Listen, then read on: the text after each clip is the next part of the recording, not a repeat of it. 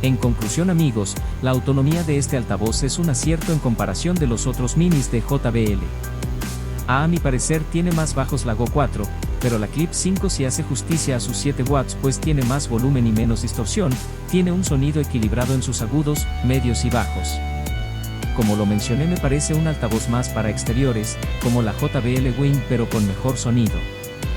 No olvides darle me gusta a este video y suscribirte a mi canal.